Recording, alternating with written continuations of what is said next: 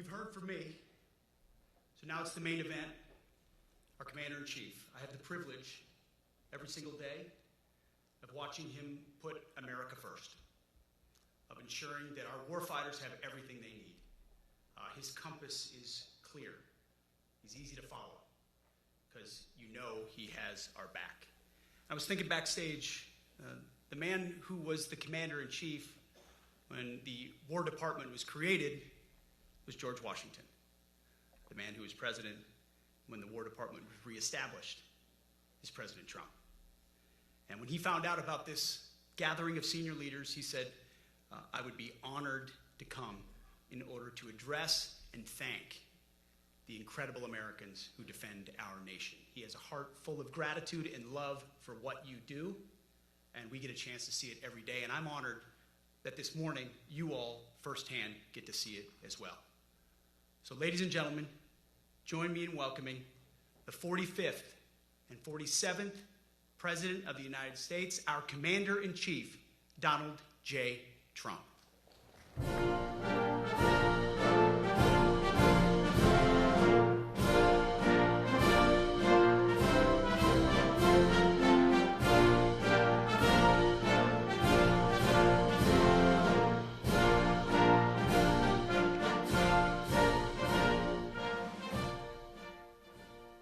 Thank you very much, Pete.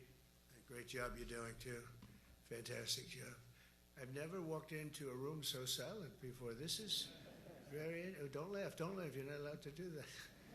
You know what, just have a good time. And if you want to applaud, you applaud. And if you want to do anything you want, you can do anything you want. And if you don't like what I'm saying, you can leave the room. Of course, there goes your rank, there goes your future. But you just feel nice and loose, okay, because we're all on the same team. And I was told that, sir, you won't hear a murmur in the room. I said, we got to loosen these guys up a little bit. So you just have a good time. But I want to thank Secretary Hegseth and General Kane, General Raisin Kane for a reason, they call him that. When I heard his name, I said, you're the guy I'm looking for.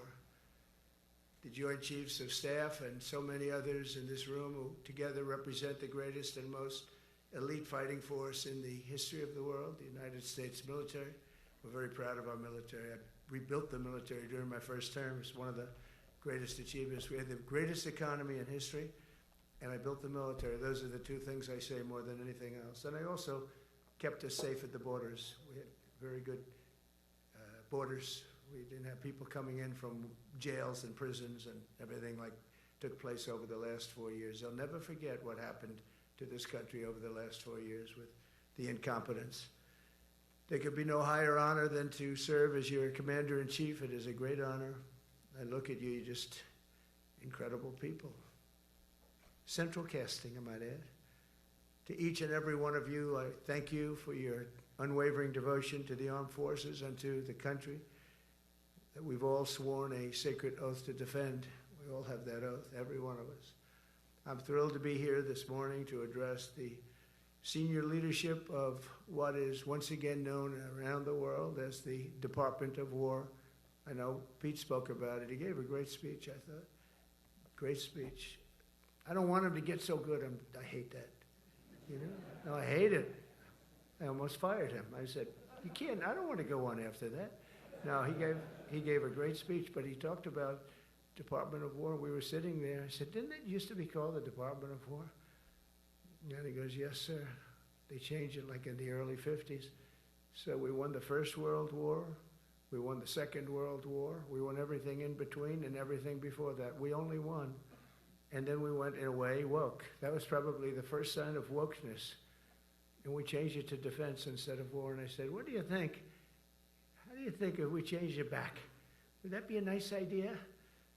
And Pete loved it immediately. Some people thought about it. You know, they gave it a little thought. But in the end, we did it. And I have to be honest, it's so popular. I thought it would be met with fury on the left. But they're sort of giving up, I must be honest with you. They've had it. They've had it with Trump. They've been after me for so many years now. Here we are. Here we are. Come to the White House anytime you'd like. No, they've given up. They're bad, a lot of bad people. but all over, that's been so popular. It's been very popular. I really thought that we were going to have to sort of fight it through. There's been no fight. There's been no fight. Like when I called the Gulf of America, the Gulf of America, because to me it was always the Gulf of America. I could never understand. We have 92% of the frontage, and for years, actually 350 years, they were there before us. It was called the Gulf of Mexico. I just had this idea. I'm looking at a map. I'm saying, we have most of the frontage. Why is it Gulf of Mexico? Why isn't it the Gulf of America? And I made the change, and it went smoothly. I mean, we had a couple of fake news outlets that refused to make the change. And then one of them, AP, took us to court, and we won. And the judge, who was a somewhat liberal judge, said, the name is the Gulf of America, because AP refused to call it the Gulf of America. They wrote, they're not a good outfit, by the way. They call it the Gulf of Mexico. I said, no, the Gulf of America is the name. And the judge actually said that, in fact, you can't even go into the room because what you're doing is not appropriate. The name is the Gulf of America. Google Maps changed the name. Everybody did, but AP wouldn't, and then we won in court. How about that? Isn't that so cool? The Secretary Hegseth beautifully described the name change reflects far more than the shift in branding. It's really a historic reassertion of our purpose and our identity and our pride. That's when we go with the word war. And you know, we want war because we want to have no wars, but you have to be there, and you know, sometimes you have to do it.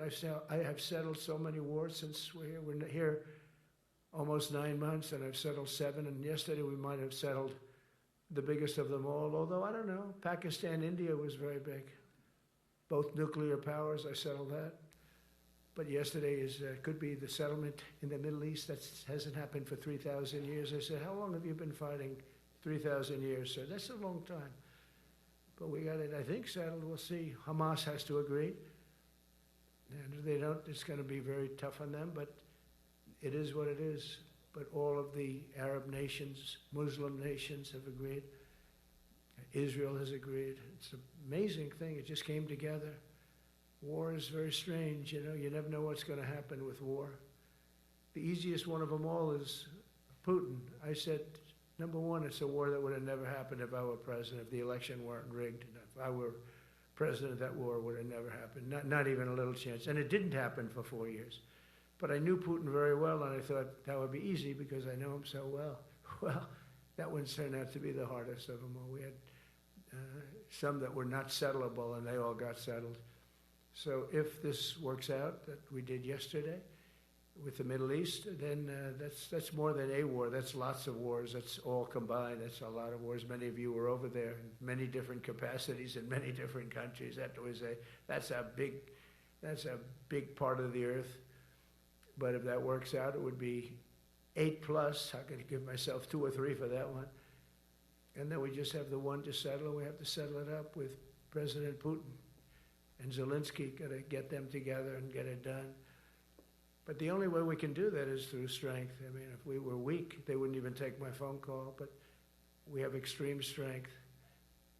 We had the horror show in Afghanistan, which is really the reason I think that Putin went in. He saw that horror show by Biden and his team of incompetent people. And that showed, I think it gave him a path in. I wasn't there any longer. I watched that, and it was so horrible. I think it was the most embarrassing day in the history of our country. And now we're back. And that's it. We're not going to have any of that crap happen, I can tell you. That was terrible, so terrible. Together we're reawakening the warrior spirit, and this is a spirit that won and built this nation, and from the cavalry that tamed the Great Plains to the ferocious, unyielding power of Patton Bradley and the great General Douglas MacArthur. These are all great men. In this effort, we're a team, and so my message to you is very simple. I am with you, I support you, and as president, I have your backs 100%. You'll never see me even waver a little bit. It's the way it is. And that includes our great police officers and firemen and all of these people that are doing so well. Together over the next few years, we're going to make our military stronger, tougher, faster, fiercer, and more powerful than it has ever been before. I rebuilt our nuclear, as you probably know, but we'll upgrade that also and just hope we never have to use it. We have to hope we never have to use it, because the power of that is so incredible. I see things, I don't think they'd show it to you. I really wouldn't want them to show it to you. But when you see the result of what's left, you never want to use that. Never, never, ever. We were a little bit threatened by Russia recently, and I sent a submarine, nuclear submarine, the most lethal weapon ever made. Number one, you can't detect it. There's no way. We're 25 years ahead of Russia and China in submarines. Russia's actually second in submarines. China's third, but they're coming up. They're coming up. They're way lower in nuclear too, but in 5 years they'll be equal. They're coming up. And you don't have to be that good with nuclear. You could have 1/20th what you have now and still do the damage that would be, that'd be so horrendous.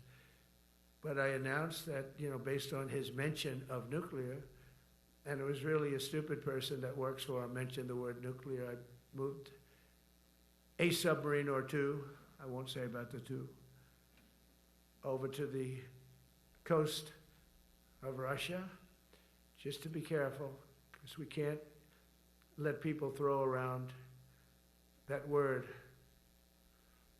I call it the N-word. There are two N-words, and you can't use either of them.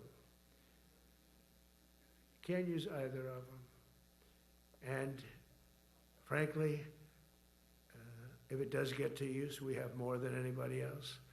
We have better, we have newer, but it's something we don't ever want to even have to think about. But when somebody mentions it, that submarine started immediately thereafter. And it's just lurking, but I'm sure we're not going to have to use it. But it's an amazing, it's undetectable, totally. Ours is, theirs isn't. Theirs are totally detectable. We can detect them easily. We go right to the spot. But we have genius apparatus that doesn't allow detection. It doesn't allow detection at all by anybody above water or below water. It's incredible. We're way ahead of everybody in that and other things. As a result of the exciting renewal of the spirit of our armed forces, and that's what it is. It's really reaching that spirit, unprecedented heights. Over the past 8 months, new enlistments, I'm so proud of this, have surged to record highs, the highest we've ever had. And we used to have recruiting shortages. If you remember, about a year and a half ago, I was at the beginning stage of a campaign, and things came out that you couldn't get people to join the armed forces. And by the way, the police also. Fire department. I always put the fire department in because they're great. They're great. And I got 95% of their vote, too. That helps. When you get 95% of their vote, you always have to mention them. But they're great. And they're brave in our inner cities, which we're going to be talking about, because it's a big part of war now. It's a big part of war. But the firemen go up on ladders, and you have people shooting at them while they're up on ladders. I don't even know if anybody heard that. And I said, don't talk about it much, but I think you have to. Our firemen are incredible. They're up on one of these ladders that goes way up to the sky, rescuing people, and you have animals shooting at them, shooting bullets at firemen that are way up in death territory. You fall off that ladder, it's over. It's over. They don't even have to inspect you when you hit the ground. And you have people shooting bullets at them in some of these inner cities. We're not going to let that happen. So I always mention the firemen because that's actually a big problem we have. They are unbelievable. Like you, they're unbelievable people. For the first time on record in 2025, the Navy, Air Force, and Space Force all met or surpassed their recruiting goals 3 months early. That never happened before. And the Army did even better. Congratulations, Army. They met everything. And these were the highest standards because we're making it larger. So these were much higher standards than you had 4 years ago, 3 years ago, during the Sleepy Joe Biden era. And The Army did it 4 months early. And you remember, a year and a half ago, they said the big story is that we're way behind with the Army, Air Force, the Navy, the Marines. We're way behind, Coast Guard. And even Space Force. I love Space Force because that was my creation. You know, when you create something, I love it. And the people we put in there were good. I got that right. We put in great people initially, and we've really dominated. We really dominate in that sphere now. We're way behind China and Russia, and now we dominate. Space Force turned out to be a very important thing. I said from the beginning, you know, when Biden came into office, he wanted to terminate it. He said, and this thing called Space Force, so we could get rid of that. And he got hammered by the people in this room for even suggesting it, because it's very important, one of the most important. And as time goes by, it'll get more and more important. But we're now at 106% of our recruiting targets for the year, and that's the best in far more than a generation. And for the Marines, morale is so strong that the Marine Corps will meet its 2026 retention targets before the end of October, which never happens. And that's the earliest it's ever happened in the history of our country. And it makes you feel good, you know. I felt guilty. I'd go make a speech in front of never people like you. You are the leaders. But people, soldiers. And I felt embarrassed because there'd be stories about, you know, we couldn't fill up our Army, Navy, Air Force. We couldn't fill them up. And it was headlines. It was during Biden's 4 years. The auto pen, I call him the auto pen. It's, how would you like to have your thing signed by an auto pen? You know, when I have a general and I have to sign for a general because we have beautiful paper, the gorgeous paper, I said throw a little more gold on it. They deserve it. I want the A paper, not the D paper. We used to sign a piece of garbage. I said, this man's going to be a general, right? Yeah. I don't want to use this. I want to use the big, beautiful, firm paper. I want to use the real gold writing when you talk about the position, and they're beautiful. And, but how would you like to have that where some kid sitting in the back office is having it signed with an auto pen? I thought about it, and I thought about you people first, admirals, generals. I said, somebody works his whole life. He gets into maybe the academies or wherever, but however you got there, and you go through years of work, and now you become an admiral or a general or whatever. And when you do, the President of the United States signs your commission, as you know, and that commission is beautifully displayed. And I sign it. Actually, I love my signature. I really do. Everyone loves my signature. But I signed it very proudly, and I always think to myself, how can you have an auto pen sign this? It's just so disrespectful. To me, it's just totally disrespectful. And it turned out that almost everything he did was signed by auto pen, except for when he gave his son, Hunter, pardon. He signed that one. And that's actually the worst signature I've ever seen. That was the bad. The auto pen looks much better. But as leaders, our commitment to every patriot who put on the uniform is to ensure that American military remains the most lethal and dominant on the planet, not merely for a few years, but for the decades and generations to come, for centuries.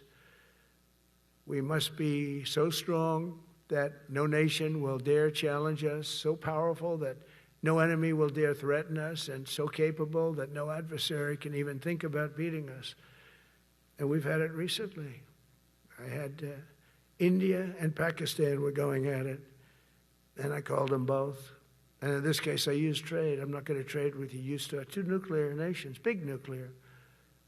And no, you cannot do that. I said, yes, I can. You go into this frickin' war that I'm hearing about. You know, actually, they just shot down 7 planes. 7 planes, it was starting.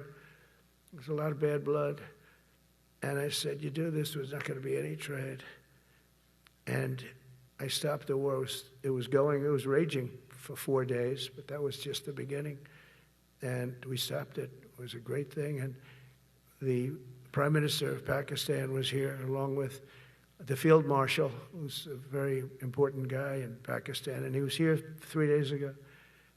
And I didn't even realize it as beautiful as he said it, but he said that to a group of people that were with us, 2 generals, but a group, he said, this man saved millions of lives because he saved the war from going on, and that war was going to get very bad, very, very bad. President Trump saved millions and millions of lives. That was a bad war. And I was very honored. I loved the way he said it. Susie Wiles was there. She said that was the most beautiful thing. But we saved a lot of them. Saved a lot of them.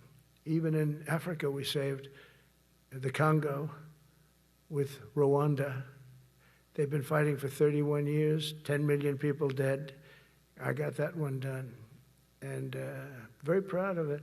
So if this works out, we'll have 8 in 8 months. That's pretty good. Nobody's ever done that. Will you get the Nobel Prize? Absolutely not. They'll give it to some guy that didn't do a damn thing. They'll give it to a guy that wrote a book about the mind of Donald Trump and what it took to solve the wars. And he'll get the Nobel Prize will go to a writer. No, but well, let's see what happens. But it's be a big insult to our country. I will tell you that. I don't want it. I want the country to get it. But it should get it because there's never been anything like it. Think of it. So if this happens, I think it will. I don't say that lightly because I know more about deals than anybody. This is what my whole life was based on. And they can change, and this can certainly change. But we have just about everybody. We have one signature that we need, and that signature will pay in hell if they don't sign. I hope they sign for their own good and we create something really great. But to have done 8 of them is just like such an honor. And then we have Putin and Zelensky. The easiest one of them all. I said, that one I'll get done. I thought that was going to be first. The others were much harder, some of them. Azerbaijan this was going on for 36 years. They said, it's not solvable, sir. You don't do it. I said, I will do it. I will do it. And I got on the phone with the 2 countries. They were great. They were great. I knew immediately. I knew as soon as I started talking to them, we're going to solve that war. We did. Now they're so happy. Now they're friends. One said he's been president for 32 years, 22 years. He said, for 22 years, I did nothing but kill his people. They were in the room together at the Oval Office. And they started off spread like this. I have the beautiful Resolute desk. And one was here, and one was here. You couldn't get further away. That's the furthest I've ever seen 2 people in front of me. And as the hour went by, they got closer, closer, closer. And at the end of the hour, we had it done. And they hugged and hugged and hugged. And I said, that's so nice, and you're going to remain friends. And I spoke to them, one of them the other day. He said, no, he's now my friend. But for 22 years, he's been the head of Azerbaijan for 22 years. And the other guy, great guy too, 7. And you know that war, that was a war that was not solvable. He said for 7 years. The other one said for 22 years. All I did was kill his people. That's all I've done. I said, well, we're going to put a stop to that. So we solved that. So it's a great thing. It's a great feeling. You're saving Kosovo and Serbia. You're saving so many lives doing this if you can do it. But our people deserve nothing less than the very best, and we're never going to let them down. And if we can solve wars instead of you having to fight wars, wouldn't that be wonderful, right? Wouldn't that be wonderful? That's why one of the first executive orders I signed upon taking office was to restore the principle of merit. That's the most important word, other than the word tariff. I love tariffs. Most beautiful word. But I'm not allowed to say that anymore. I said tariff is my favorite word. I love the word tariff. We're becoming rich as hell. We have a big case in front of the Supreme Court, but I can't imagine. Because this is what other nations have done to us. And we have, great legal grounds and all, but you still have a case. It would be very bad if something happened. But I said, my favorite word in the English dictionary is the word tariff. And people thought that was strange. And the fake news came over and they really hit me hard on it. They said, what about love? What about religion? What about God? What about wife, family? I got killed when I said tariff is my favorite word. So I changed it. It's now my 5th favorite word. And I'm okay with that. I'm okay with that. But they hit me hard. But it is. When you look at, we've taken in trillions of dollars. We're rich again. And there'll never be when we finish this out, there'll never be any wealth like what we have. Other countries were taking advantage of us for years and years. You know that better than anybody. And now we're treating them fairly. But the money coming in is, we've never seen anything like it. The other day they had $31 billion that they found, $31 billion. So we found $31 billion and we're not sure from where it came. A gentleman came in, a financial guy. I said, well, what does that mean? He said, we don't know where it came. I said, check the tariff shelf. No, sir, the tariffs haven't started in that sector yet. I said, yes, they have. They started 7 weeks ago. Check it. Comes back 20 minutes later. Sir, you're right. It came from tariffs. $31 billion. That's enough to buy a lot of battleships, Admiral, to use an old term. I think we should maybe start thinking about battleships, by the way. You know, we have a Secretary of the Navy came to me, because I look at the Iowa out in California, and I look at different ships, the old pictures. I used to watch Victory at Sea. I love Victory at Sea. Look at these admirals. It's got to be your all-time in black and white. And I look at those ships. They came with the destroyers alongside of them, and man, nothing was going to stop. They were 20 deep, and they were in a straight line, and there was nothing going to stop them. And we actually talk about, you know, those ships. Some people would say, no, that's old technology. I don't know. I don't think it's old technology when you look at those guns. But it's something we're actually considering, the concept of battleship. Nice 6-inch sides, solid steel, not aluminum. Aluminum that melts if it looks at a missile coming at it. Starts melting as the missile's about 2 miles away. Now, those ships, they don't make them that way anymore. But you look at it, and your secretary likes it, and I'm sort of open to it. And bullets are a lot less expensive than missiles. A lot of reasons. I should take a vote, but I'm afraid to take that vote because I may get voted out on that one. But I tell you, it's something we're seriously considering. There were powers. There were big powers. They were just about as mean and scary as you could be. And so we're looking at that. One of the biggest cases that we won was the decision of the United States Supreme Court to allow us to proceed on the word merit. Merit. So those two words are right up there.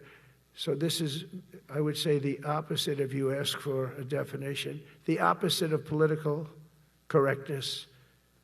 We went through political correct where you had to have people that were totally unfit to be doing what you're doing for many reasons. I won't get into them. But for many reasons, they were unfit. Now, it's all based on merit. That was such an unbelievable decision. I didn't expect we were going to win that one. We went in. We said we needed it. We went in for colleges, you know, where kids with a C average are getting into the best colleges, and the kids with A averages won't get in. And kids with the highest boards and the highest marks and the best marks couldn't get into the best schools. And people that had not good boards and not very good marks, I mean, okay, but nothing special, they were getting into our best colleges. I said, this is just crazy. You can't run a country like this. And it was lingering for years, and it got to the Supreme Court, and we won that decision. Merit, everything's based on merit. You're all based on merit. We're not going to have somebody taking your place for political reasons because they are politically correct, and you're not. We take the people that are going to do the best job. That's all. It's very simple. And that's the way our country was built. We were built on merit. We got away from it for a long time. And everyone understands it. And it was done. It was approved. I give great credit to the Supreme Court because I thought they had tremendous courage. I didn't think they'd do that. That was tremendous. I give them maybe for that decision almost more than anything because it's a hard decision to make. It's really hard. The apparatus of our country was not set up for merit. It was set up for political correctness. And you can never be great if you're going to do that. And we're going to be greater than we ever were before. We're bringing back a focus on fitness, ability, character, and strength. And that's because the purposes of American military is not to protect anyone's feelings. It's to protect our republic. And it's the republic that we dearly love. It's to protect our country. We will not be politically correct when it comes to defending American freedom, and we will be a fighting and winning machine. We want to fight, we want to win, and we want to fight as little as possible. You have to count on people like me to keep you out of wars, because we don't want to go into wars. Many of the wars that I just told you about, we could have entered those wars and settled them in a different way, lose a lot of our troops. And we could have settled them, I guess, differently. Maybe not, actually. Actually, you might not have been able to settle them. We just would have been in the middle of a lot of firepower. But when we do need it, you're going to be so ready. And you know it. But very importantly, with that goal in mind, I've committed to spending over $1 trillion on our military in 2026, and that's the most in the history of our country. $1 trillion. That's a lot of money. I hope you like that. Ma'ams and sirs, I hope you like it. That's a hell of a lot of money. We have the best of everything. Every branch is seeing major investments, and as I announced in the Oval Office in March, we are rapidly moving forward with the first ever 6th generation fighter jet. I didn't name it. I did not name it. Boeing came in and they said, "Sir, this is our submittal. It's the greatest fighting jet ever done." And you know, they're testing all these planes, all the companies are testing, and this one tested like through the roof. And they said, "We'd like to name it the F-47. I said, "All right, let me think about it." Then after thinking for about 2 seconds, I said, "Okay." You know what that means, 47. I'm 47. So I'm 45, 46, and 47, you know, if you think about it. I just don't want the credit for 46. I don't want to have their open borders and people coming in from all over the world, including jails and mental institutes. I don't want that on my record, but I like having it. We're investing tens of billions of dollars in modernizing our nuclear deterrence capabilities like never before. And we've begun construction on what we call the Golden Dome missile defense shield. It'll be the most sophisticated in the world. You watched it do well until they had some problems at the end with a little bit of a lack of ammunition, defensive ammunition, but they've got that taken care of. But I tell you, it's what we're doing is so good, and we deserve it. You know, we help other countries with it. We don't have it ourselves. And Canada called me a couple of weeks ago. They want to be part of it. To which I said, "Well, why don't you just join our country? You become 51, become the 51st state, and you get it for free." So I don't know if that made a big impact, but it does make a lot of sense. It actually makes, because they're having a hard time up there in Canada now, because as you know, with tariffs, everyone's coming into our country. We have more investment than we've ever had before, $17 trillion coming in. As an example, in 4 years, Biden didn't have $1 trillion. We have $17 trillion more than that in 8 months coming in. And they're coming in from Canada, Mexico, from Europe, from all over. AI, auto plants. Everybody's coming back to the United States. Under my budget, we will be expanding the U.S. Navy by at least 19 ships next year, including submarines, destroyers, assault ships, and more. And it's going to be much more than that as we go along, because we basically don't build ships anymore. We do build submarines, but we don't build ships. Do you know in the Second World War, they were freighters and different types, but we were doing a ship a day, and now we don't do ships. And I'm not a fan of some of the ships you do. I'm a very aesthetic person, and I don't like some of the ships you're doing aesthetically. They say, "Oh, it's stealth." I said, "That's not stealth. An ugly ship is not necessary in order to say you're stealth." By the way, the B-2 bombers were incredible. That is stealth. They went into that. I was with General Kane and Pete were in we call it the war room, but we're watching them go in, and they were totally untouched. They were not seen. They were literally not seen. They dropped their bombs. They hit every single one of them, hit its target. It was total obliteration. CNN, when we came back, fake news CNN, oh, their camera just went off. You know, their camera, every time I mention them, they turn the camera up because it's never good. They say, "This is a problem." But I don't blame them. You're better off keeping it off. But they have some scammer reporter who started saying, without any knowledge, that He may not have hit the targets as well as they thought. It may not have been obliteration. He did hit the targets. They got to give us a little credit, right? It was obliteration, it turned out. The Atomic Energy Commission said it was obliteration. Not only did they hit the target, they had these chutes. And think of this here. Way up in the sky, there was no moon. It was dead dark. You couldn't see a thing. You couldn't see them. But they had, I guess, a beam going right into these chutes. Every single one of those bombs went right down those chutes into a granite mountain. I think it's the last time they're going to build air chutes. They had these air chutes that were nice, beautiful. They were meant for us. But it was total obliteration. And now they give us credit for that. But these people were phenomenal. I tell you, for the Air Force people here, you can be very proud. That B-2, we just ordered a lot of new ones and updated ones, but I'd take the other ones. Let me tell you, they couldn't have worked any better. So they flew for 37 hours total, back and forth, no stops, no nothing. We had 52 tankers loading them up. And that's a job I wouldn't necessarily want too much, flying a tanker, loaded up with hundreds of thousands of gallons of fuel. I don't know if I'd do that job, General. I asked the question, what happens if it gets hit? Sir, you don't want to know about that, right? I don't want to know about that. But those guys, they just hear us. They're incredible. I had them all to the Oval Office. We had the B-2 pilots and a lot of the people, even the people that took care of them, the maintenance people, just as important. We had them all to the White House, gave them a big party on the lawn, brought some of them into the Oval Office. But on top of all this, we'll deliver a hard-earned pay raise of 3.8% to every soldier, sailor, airman, Coast Guardsman, Space Guardman, and Marine, something you weren't getting from the past administration.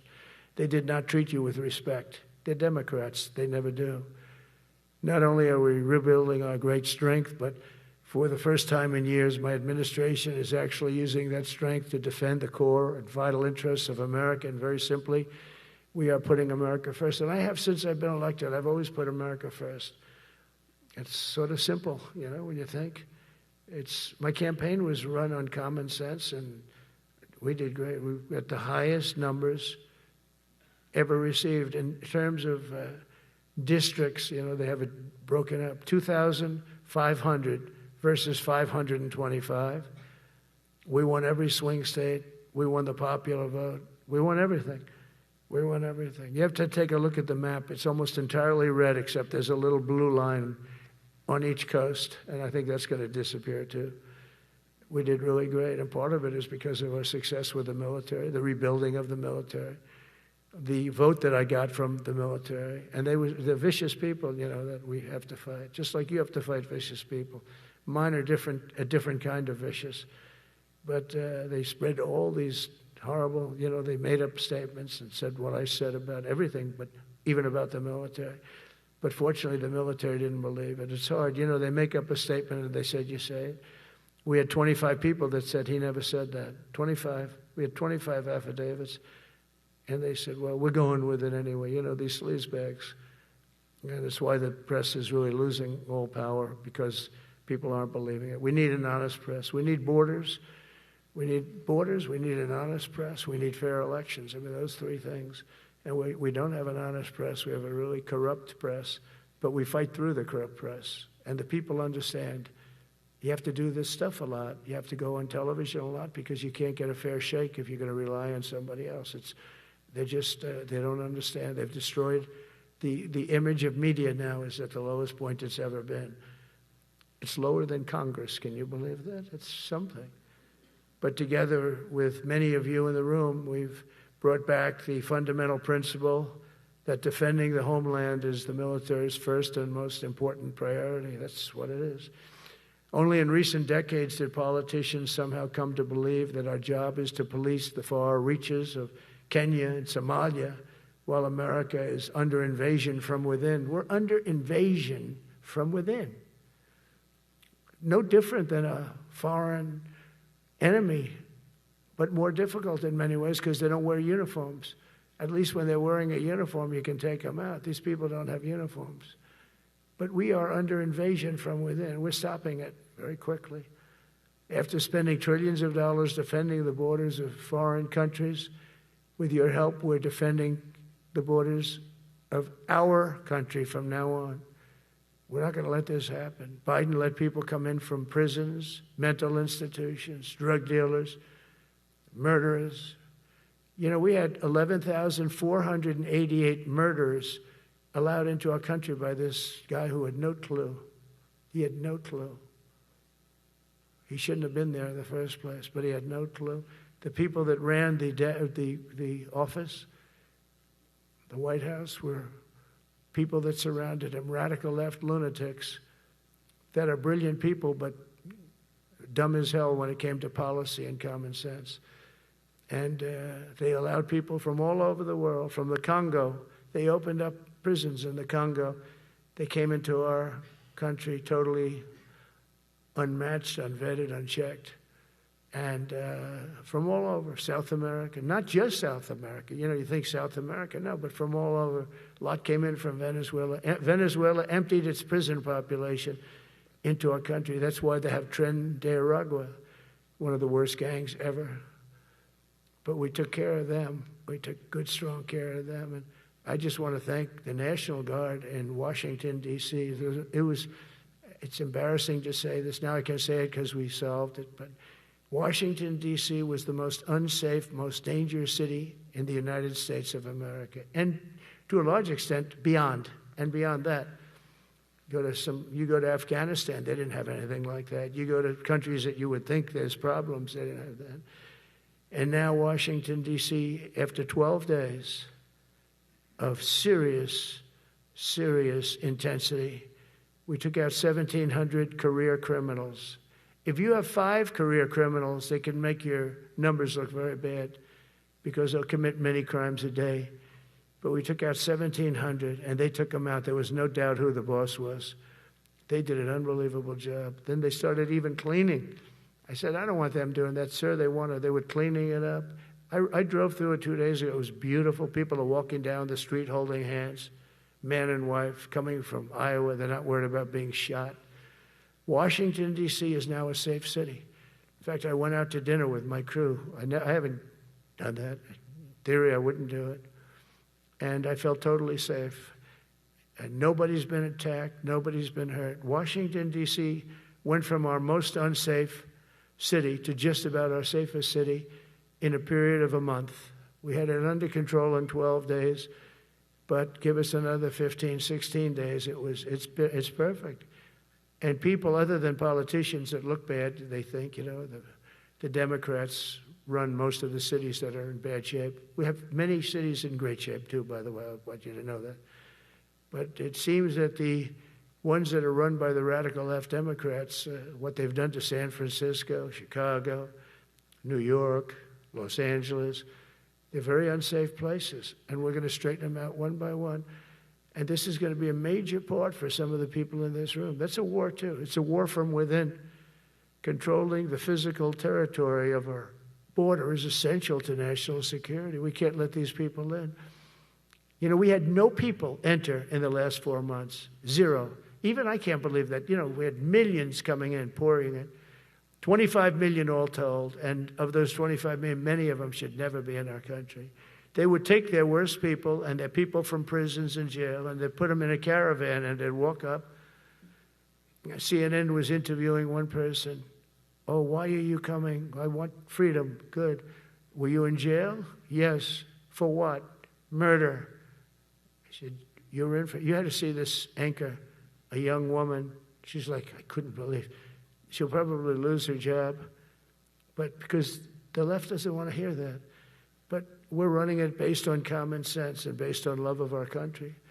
But I want to salute every service member who has helped us carry out this critical mission. It's really a very important mission. And I told Pete, we should use some of these dangerous cities as training grounds for our military, National Guard, but military. Because we're going into Chicago very soon. That's a big city with an incompetent governor. Stupid governor, stupid. They threw him out of his family business. He was so stupid. I know the family. He becomes governor. He's got money. Not money that he made, but he ran for governor, he won, and now he criticizes us all the time. And last week they had 11 people murdered, 44 people shot. The week before that, they had 5 people murdered, 28 people shot. Every weekend, they lose 5, 6. If they lose 5, they're considering it a great week. They shouldn't lose any. You shouldn't lose any. This is civilization. And he's always up there saying, we're in very good shape. We don't need the military. No, they need the military desperately. How about Portland?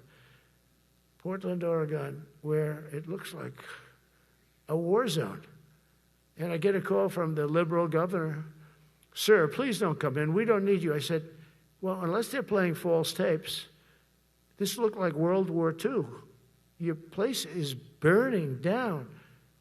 I mean, you must be kidding. Sir, we have it under control. I said, you don't have it under control, Governor, but I'll check it, and I'll call you back. I called her back. I said, this place is a nightmare. It's certainly not the biggest, but it's one of the worst. It's brutal. They go after our ICE people, who are great patriots and tough job too, but they love it. They love it because they're cleaning up our country. And so you look at some of the things where they took over parts of Seattle. They actually took over a big percentage of Seattle. Think of that. You remember that. That was a while ago.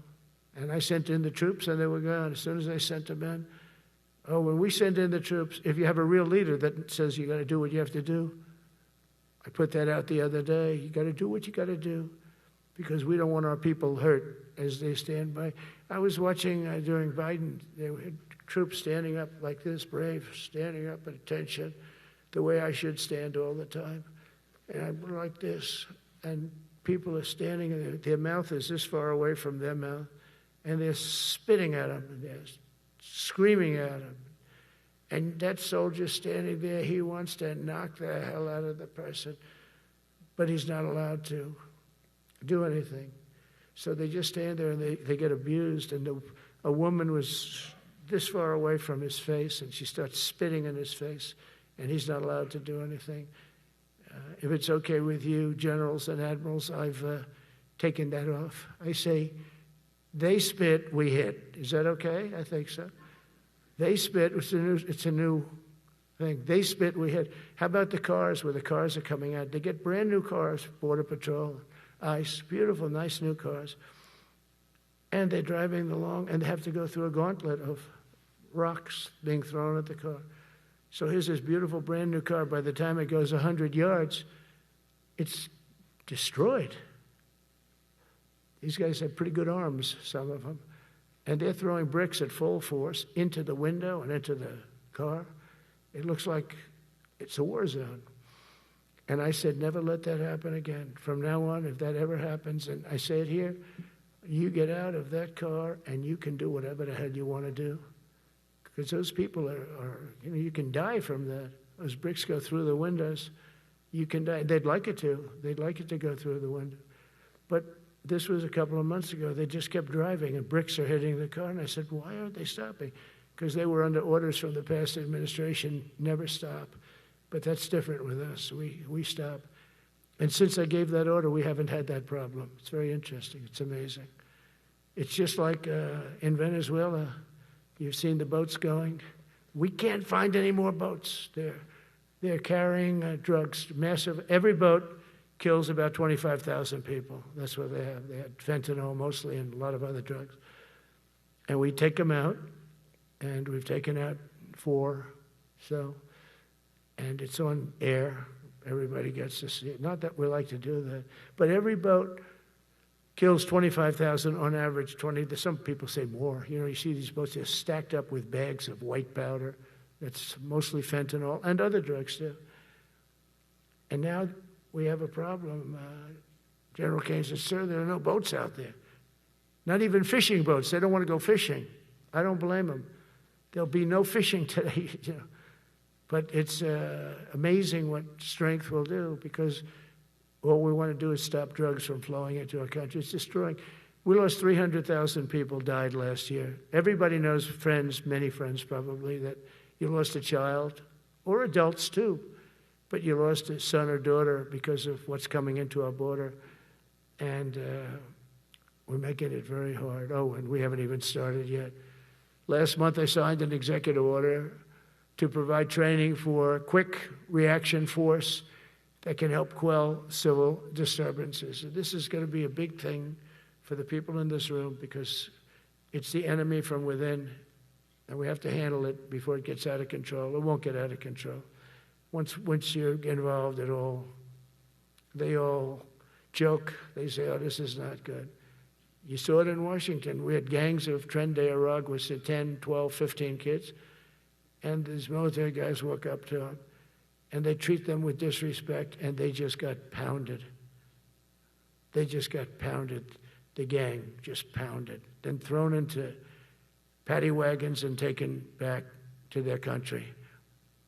Some are so dangerous we don't want to even do that because we don't want to, some of stone cold murderers, we don't have the confidence. Even though they're not coming back very easily, we don't have the confidence. We put them in jails. But these service members are following in a great and storied military tradition, from protecting frontier communities to chasing outlaws and bandits in the Wild West. And our history is filled with military heroes who took on all enemies, foreign and domestic. You know that phrase very well. That's what the oath says, foreign and domestic. Well, we also have domestic. George Washington, Abraham Lincoln, Grover Cleveland, George Bush, and others all used the armed forces to keep domestic order and peace.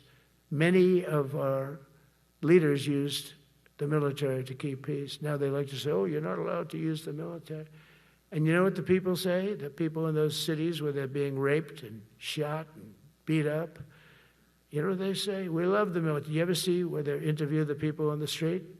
I've never seen somebody say they don't, unless they're radical and paid off, because a lot of these insurrectionists are paid by, whether it's Soros or other people, but they're paid by the radical left. So today I want to thank every service member from general to private who has bravely helped us secure the nation's capital and make America safe for the American people. It's amazing. The whole world is watching. Everybody in the White House, they come up to me, young women, sir, thank you. I know immediately what they thank you. They don't have to say it. They walk to work now to the White House. We haven't had a crime in Washington in so long because we got the careers. We call them the careers. We got these lunatics out, and they'll never be any good. You know, I hate to tell this to the liberal media. You could spend time with them. You could do whatever you want. You could send them to the finer schools, which they couldn't get into anyway, mentally. They couldn't get in, but no matter what you do, they'll never be good. They're bad. They're career criminals. I don't know, maybe they were born that way. Some people don't like me to say that, but maybe they were. Certainly some were. Together with the leaders here today, we're also restoring a needed focus on defeating threats in the Western Hemisphere. Throughout this region, cartel terrorists have been allowed to wage a relentless campaign of death and destruction on our country, all because we had weak leadership on top. And we did a great job with it first term, but this is something else what we're doing now. We're taking it to the next level, probably next level times 3. But we had COVID come up, and we had to take care of that. We did a great job with COVID. We had the therapeutics. It's just Regeneron. So many things we did for COVID, but we had to focus on that, and every other country in the world was being decimated by COVID. So we had to change gear a little bit to take care of that. But under our leadership, the military is now the knife's edge in combating this sinister enemy. We have to put the traffickers and cartels on notice, and we've done that. And we put them, a lot of them, we've called them a terrorist organization, which is actually a big thing to do. Nobody's done it, but I've done it with a lot of them. It gives you a tremendous advantage. If you try to poison our people, we will blow you out of existence, because that's the only language they really understand. That's why you don't see any more boats on the ocean. You don't see any boats. Around Venezuela, there's nothing. As president, I will never hesitate to defend our people from threats of violence, from the horrible plague that's taking place from within. The Iran nuclear power, the Iran, all of the great power that we thought existed, we blew it out to kingdom. We took advantage of it, and we just really took advantage of it, and it was a beautiful thing to see, and that's what military power can achieve. That's why I chose Raising Cane. He's fantastic, by the way. I hope you all agree. If anybody disagrees, could I please have your hand? Who disappears that Raising Cane is no good? Just raise your hand. I don't see any hands raised. All right. That means you're okay. That means that he's okay now, but I saw his results. You know, he took out ISIS. I was told it was going to take 4 years. It took 4 weeks. I went to see him, and he took him out in 4 weeks, knocked him out, knocked him to hell. And I was told by military people it was going to take 4 to 5 years to do it. And I don't even know if we'll have it then, sir. These were the Washington generals. I call them the television generals. But Raising Cane did it in 4 weeks, took out 100% of the ISIS caliphate. As a result of these actions and many others since my inauguration, we're witnessing the triumphant return of peace through strength. We have great peace through strength. America is respected again as a country. We were not respected with Biden. They looked at him falling downstairs every day. Every day the guy's falling downstairs. He said, it's not our president. We can't have it. I'm very careful, you know, when I walk downstairs, like I'm on stairs, like these stairs, I walk very slowly. Nobody has to set a record. Just try not to fall, because it doesn't work out well. A few of our presidents have fallen, and it became a part of their legacy. We don't want that. You walk nice and easy. You don't have to set any record. Be cool. Be cool when you walk down, but don't bop down the stairs. So one thing with Obama, I had zero respect for him as a president, but he would bop down those stairs. I've never said, da-da, da-da, da-da, bop, bop, bop. He'd go down the stairs, wouldn't hold on. I said, it's great. I don't want to do it. I guess I could do it. But eventually, bad things are going to happen, and it only takes once. But he did a lousy job as president. A year ago, we were a dead country. We were dead. This country was going to hell. We were dead in every way, from immigration to military. We didn't have the weapons. We were given everything to Ukraine. We had nothing.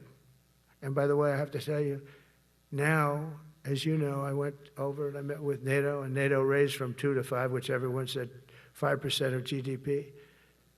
Millions and now trillions of dollars are pouring in.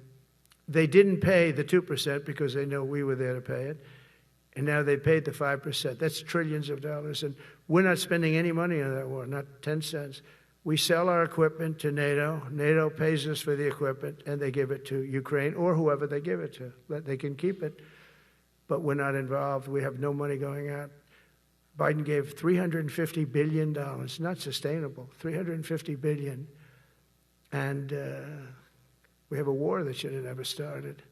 But we're not doing that anymore. So I just want you to know we're selling equipment. Our people are buying equipment. They are buying the equipment at full price, a fair price.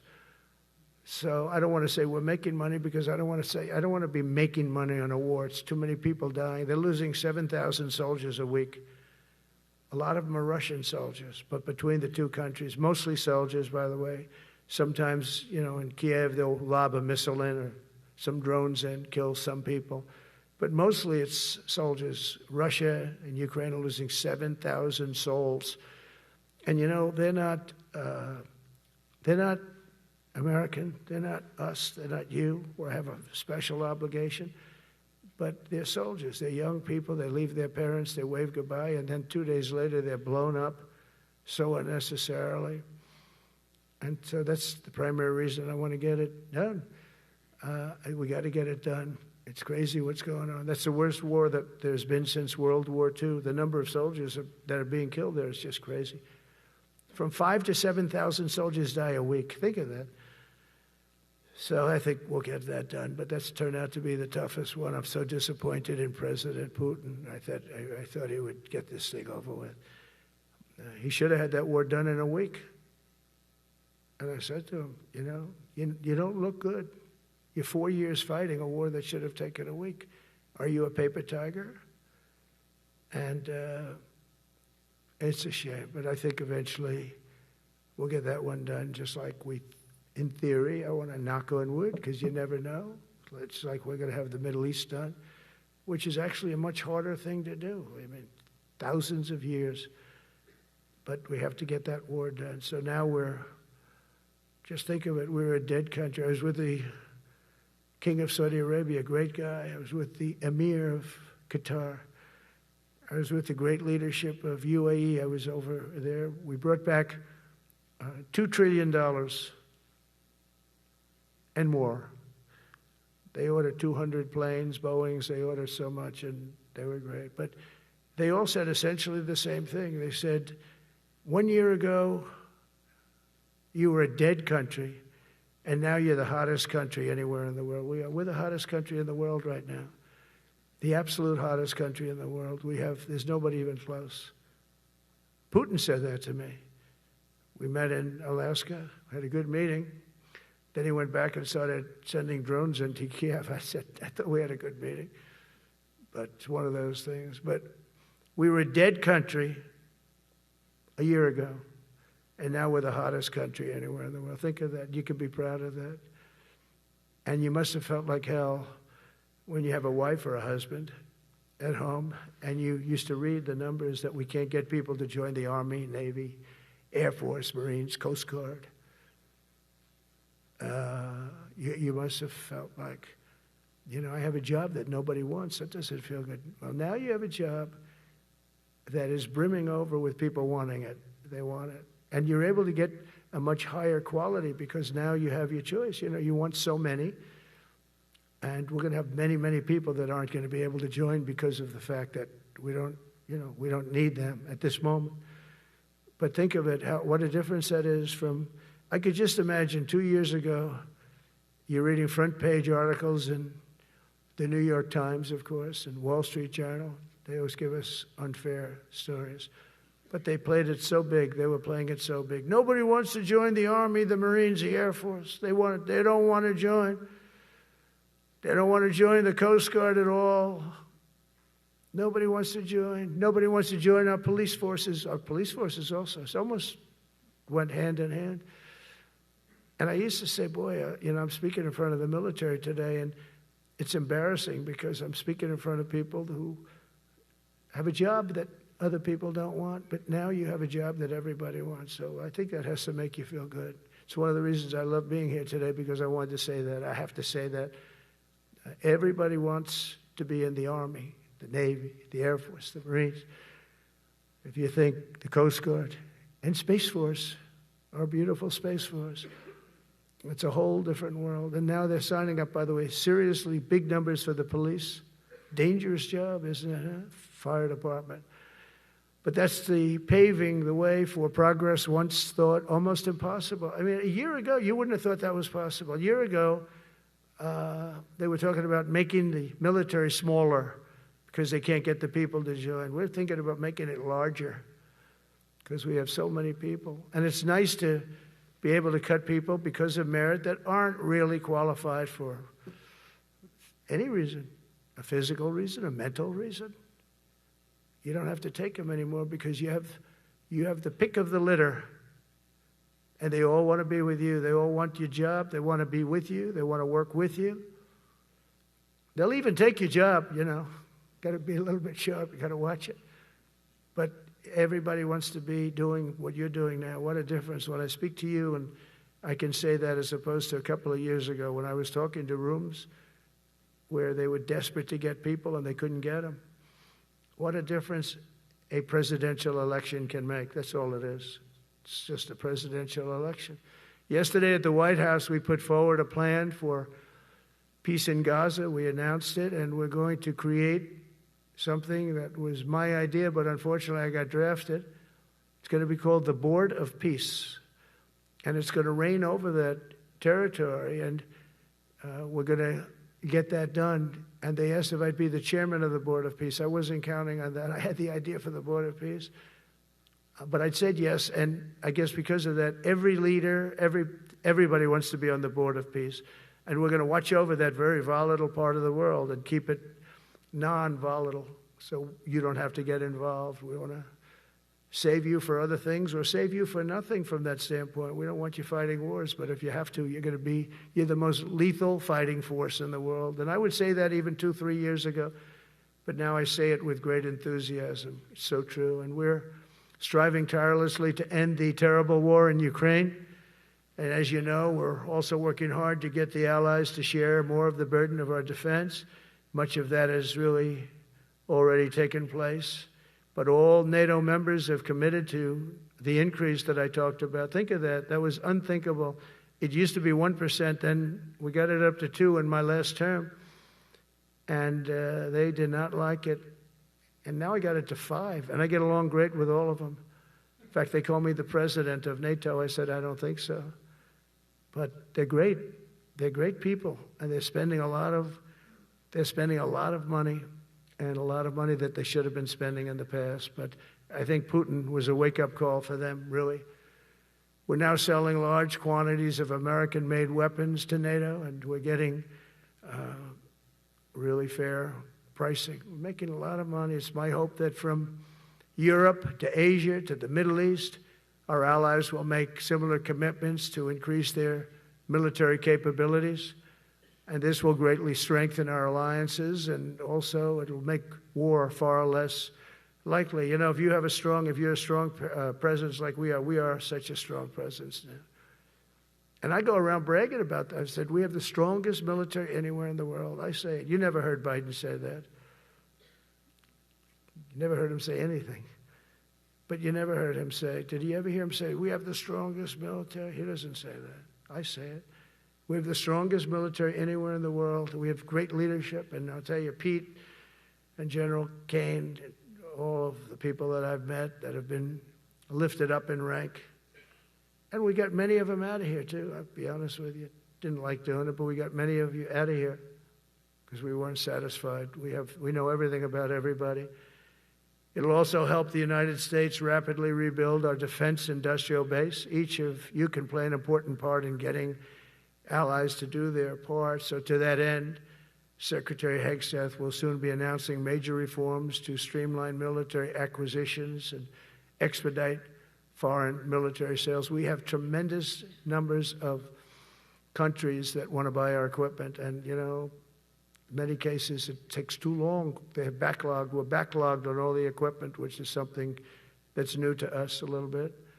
And I told those companies, you better get your ass going because we're selling you a lot of equipment. We're getting countries to buy your equipment. You got to produce the equipment. Some of the countries, I'm not going to mention, but some of the countries are buying a lot. And that's a good thing. They're on our side 95%. I'll never say 100% because it can always turn, right? You know about that. But they're on our side. The problem is we have to get the companies that make this equipment, and we make the best equipment in the world, but they got to make it faster. We have orders for the F-35. We have orders for everything. The new F-47. We have orders for everything.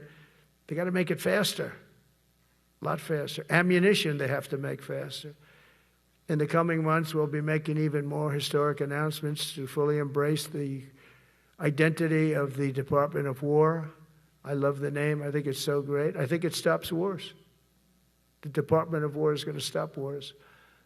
If we are as ruthless and relentless as our enemies, the United States Armed Forces will be totally unmatched in the future. We have a group of enemies that are very ruthless and very smart, but they can't match us. They can't match us. They don't even come close to matching us.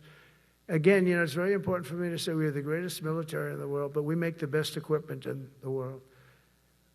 I watched our anti-missile missiles. I watched our Patriots just knock things out like a needle, hitting another needle on the stage.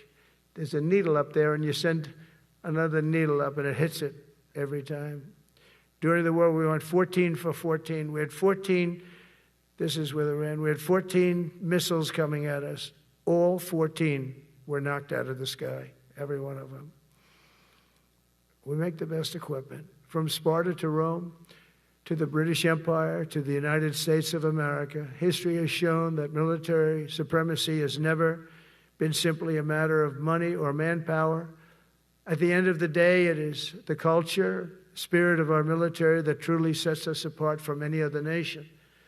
Our ultimate strength will always come from the fierce people and those brilliant people with such pride and the unbending will and the traditions of excellence that have made us the most unstoppable force ever to walk the face of the earth. And that's what we are.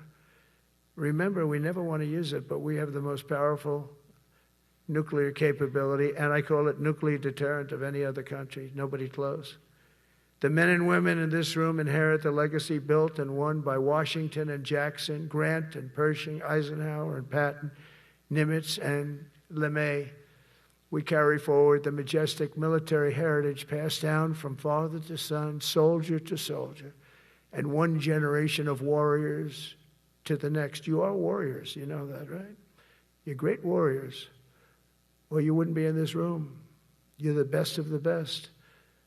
From Concord Bridge to Fort McHenry, from Gettysburg to Manila Bay, from Normandy to Sicily, and from the jungles of Vietnam to the dusty streets of Baghdad, America's military has charged into hellfire, climbed up jagged mountains, crossed roaring oceans, and thundered across open deserts to defend our flag, our freedom, and our homeland. Nobody does it like you.